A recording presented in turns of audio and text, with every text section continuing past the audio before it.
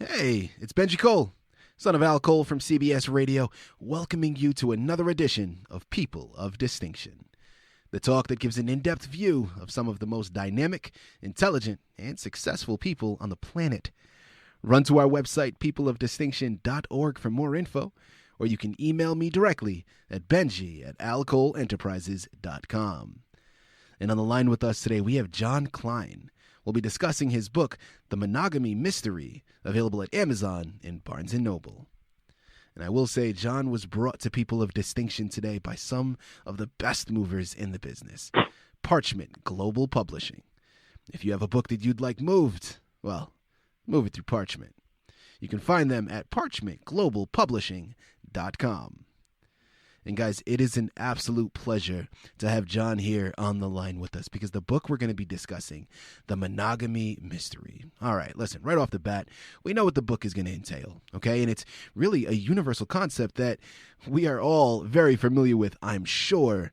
And really, listen, guys, it's going to revolve around that underlying concept of infidelity, right? I mean, and in our current time, myself included, listen, I've experienced it before. I've been cheated on. It's never a good feeling, but it's something that we all kind of come across.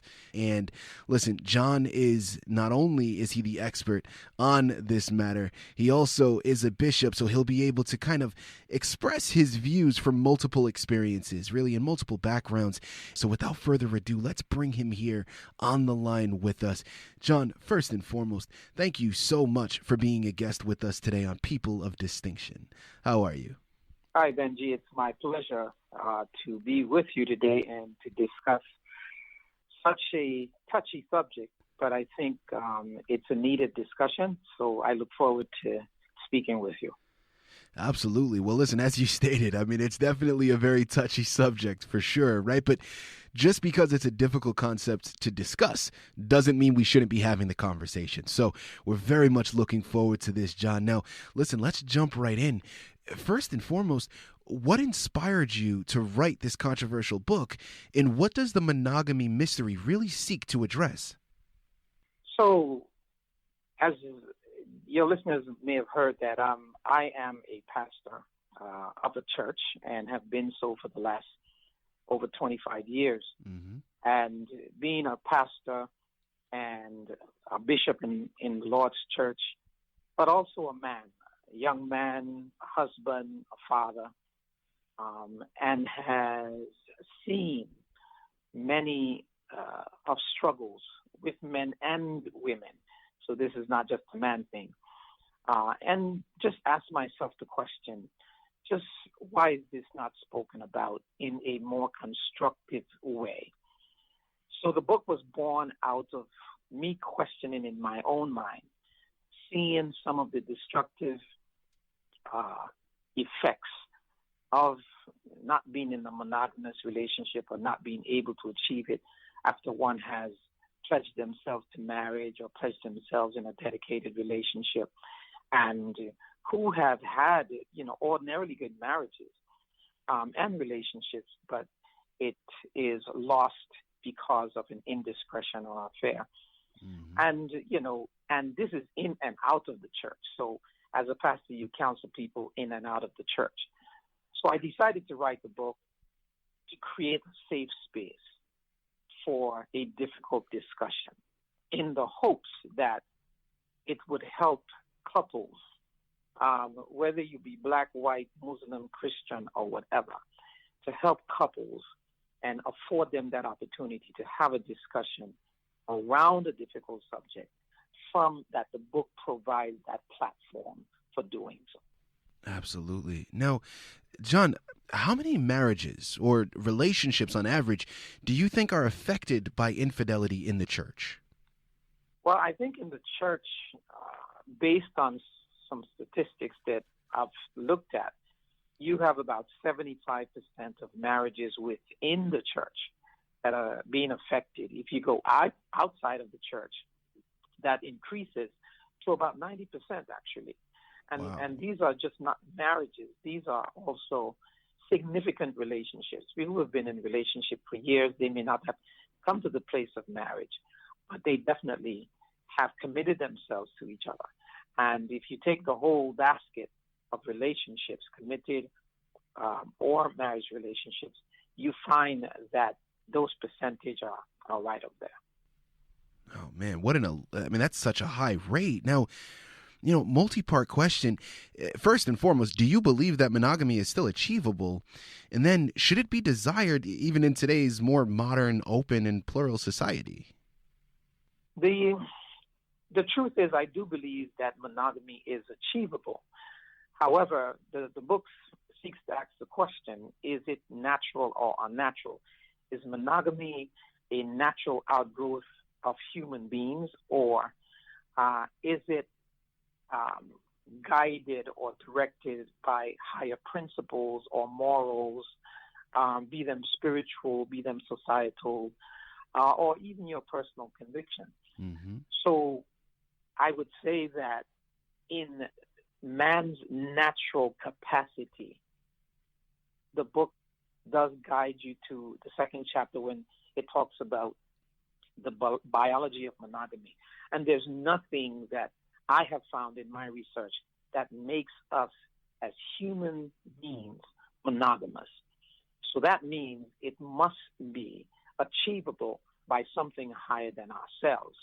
So while I do believe it's achievable, I believe if you just rely on your natural instinct or just go to the church and say a vow and hope to achieve it that way, I think it will fall short. Great points that you bring up, John. Appreciate the input so far. Now, how does one rebuild trust in a marriage where infidelity has upset the monogamous platform? Trust is a very fragile thing. It's sometimes in a relationship, it's the last thing to come and the first thing to go, but the hardest to rebuild. You can only rebuild trust in a relationship that have been affected by infidelity if two persons commit themselves to building the relationship. It can be done by not pointing fingers, not rehearsing the past, transparency, a level of honesty must be there. And this is where we struggle. If a man has a proclivity to what I call moral misappropriation, then he needs to be honest with his woman and say, hey, babe, I struggle here or I struggle there. It didn't just start yesterday. It didn't start when I met you. It started a while back, and I'm trying. I need your help working on this. And the woman can say the same thing. My eyes tend to stray to tall, dark, and handsome men, so keep me in check. And I think if the couples are allowed to hold each other accountable, I think you can rebuild the trust. With regards to the church, of course, a lot of times it's really just spoken about, and you're just naturally supposed to just listen and, kind of listen. You dedicate yourself to one another, and that's just, if it was a perfect world, you just stay on the straight and narrow, and it just happens that way, and it falls into place. But do you think that this is a proper discussion for the church, and how have other pastors and Christians responded to this book? Well, the simple answer is that I think the church, I do believe that this is a discussion the church not just supposed to have, they need to have. Because we see it affecting so many Christian marriages as well as other marriages. And if we're to be the lights of the world and the salt of the earth, then we need to have some answers other than, well, the Bible said this and the Bible said that. How can we, from a human perspective, answer some of these questions, wrestle with some of these challenges, and then give real answers to real people? Because we all know what the Bible said, but yet sometimes we find it difficult to achieve.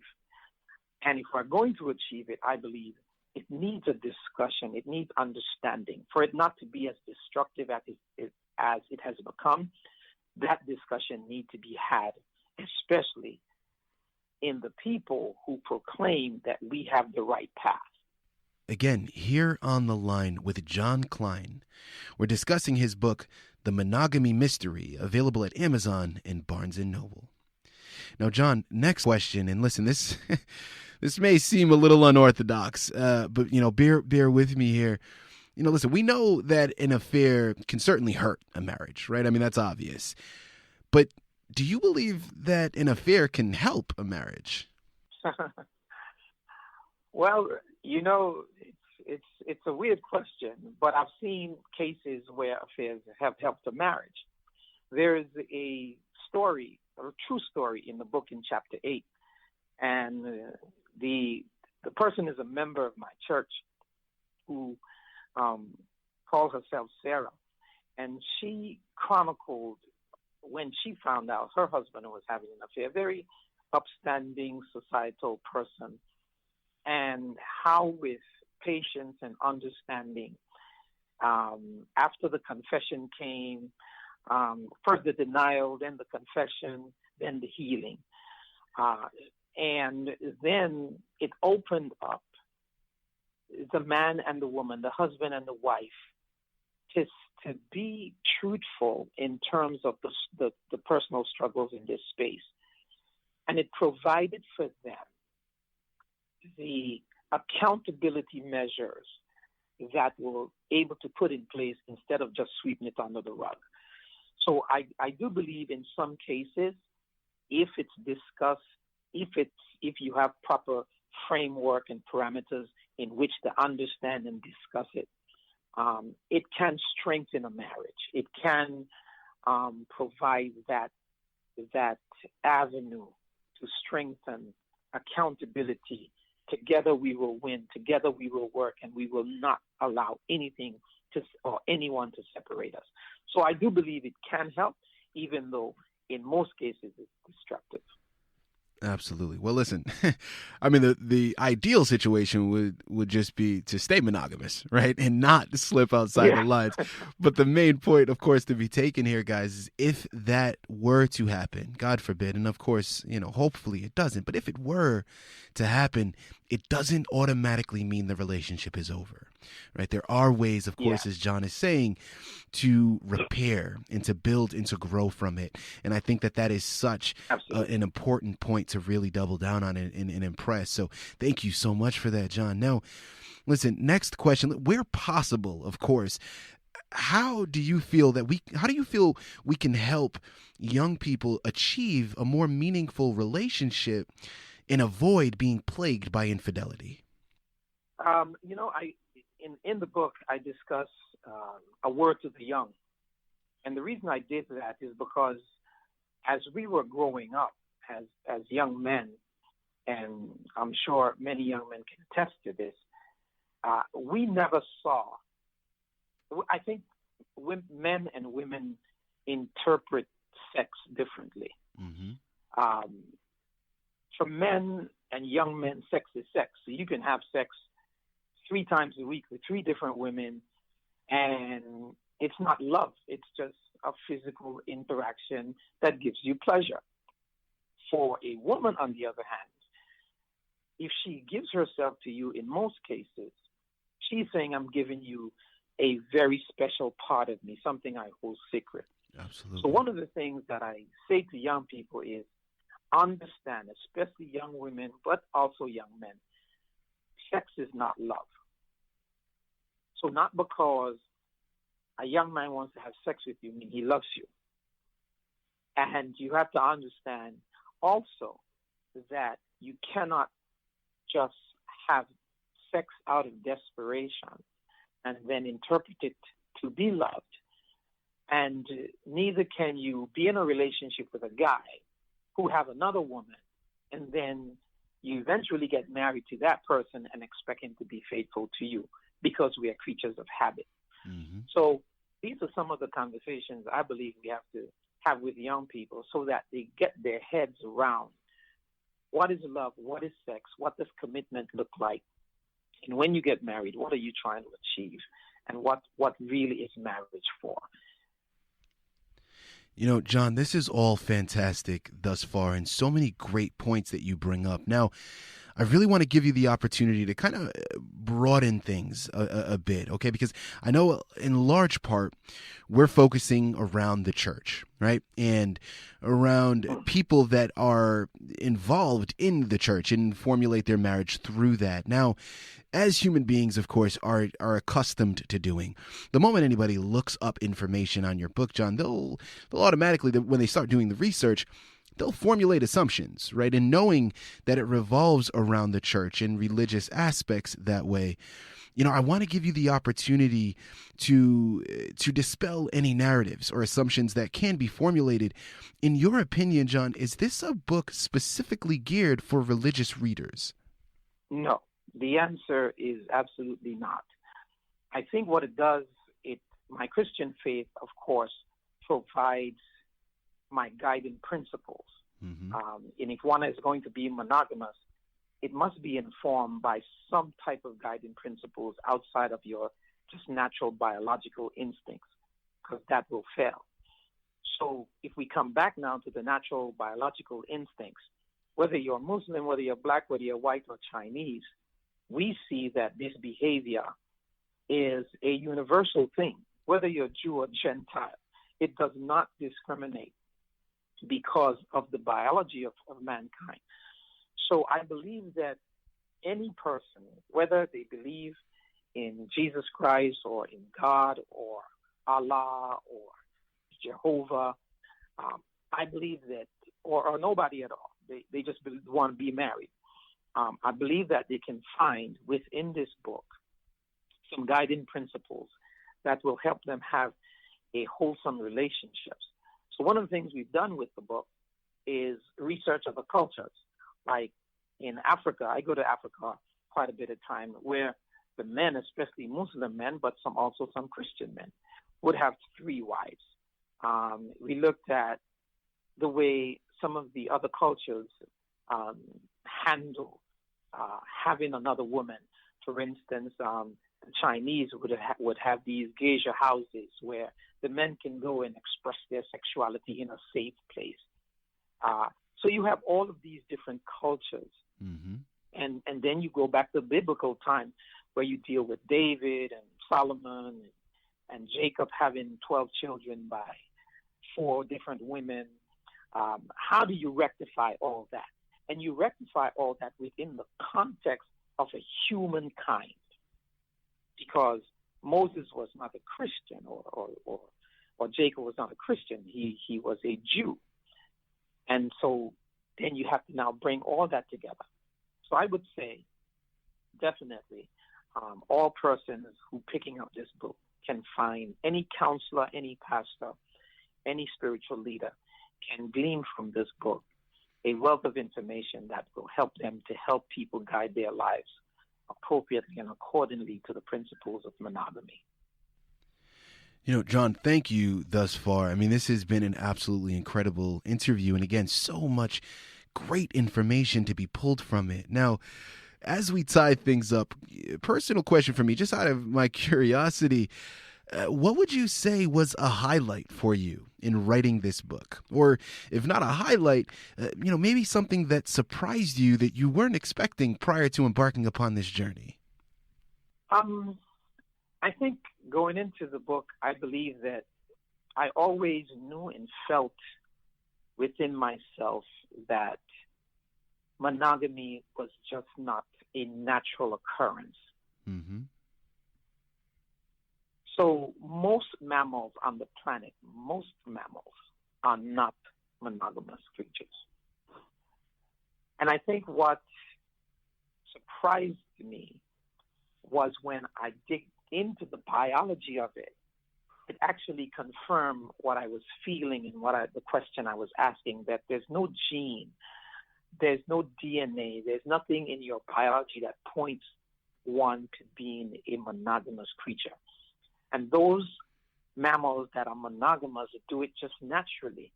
And they do what we call true monogamy, one partner for life. What we try to achieve as human beings is one partner at a time, which is called serial monogamy. But the other thing that really surprised me was the story in chapter 8, about this member of my church, how this woman was able, with patience, with protection of her husband's reputation. She writes that I wanted to protect him in the eyes of my children. I wanted to protect him in the eyes of the public because they could not know this about my husband. And even though she had to deal with her hurt in this phenomenal way, she found the strength to guard his reputation. For me, that was impactful. Guys, what more can be said? Really, again, it's such a difficult topic to grapple with, right? From a relationship standpoint, it's not the easiest thing to discuss, but the conversation needs to be had, right? And I think that's really where the magic lies pertaining to this book. And really, when you operate from the assumption and the understanding that, as John has said, listen, monogamy is not a natural occurrence, right? I mean, when you look across the board, history tells us monogamy is not a natural thing. Doesn't mean it can't be achieved. You just have to understand that as human beings, that is not a natural occurrence. And through partnership, through discussion, we can formulate that monogamous relationship that we're all searching for. But you have to understand that human beings, listen, again, this is not a natural thing. We are flawed individuals, and things like that can happen. But through the discussions, through this amazing book with this, with these tips, with this guideline that John has orchestrated and put together for us, guys, we can assimilate, right? We can really follow those guidelines. So do yourself a favor, head on over to Amazon, Barnes & Noble, pick up your copy of The Monogamy Mystery by John Cline. John, this has been absolutely so insightful and a very impactful interview. So we thank you again for being a guest with us today on People of Distinction. Much appreciated, Benji.